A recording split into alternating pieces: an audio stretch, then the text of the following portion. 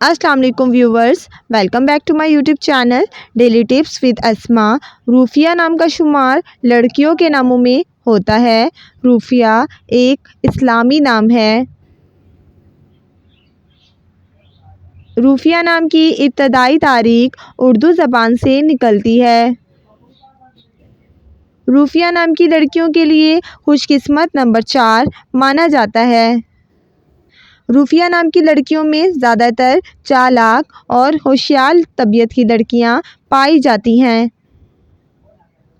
रूफिया नाम की लड़कियां समझदार होने के साथ साथ फ़िक्र करने वाली भी पाई जाती हैं। रूफिया नाम का शुमार इंटरनेट पर सबसे ज़्यादा सर्च होने वाले नामों में से होता है।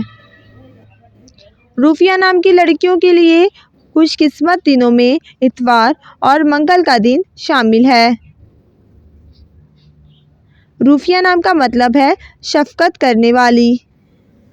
खुशकिस्मती वाली धातों में हिंसों के हिसाब से चांदी शामिल है।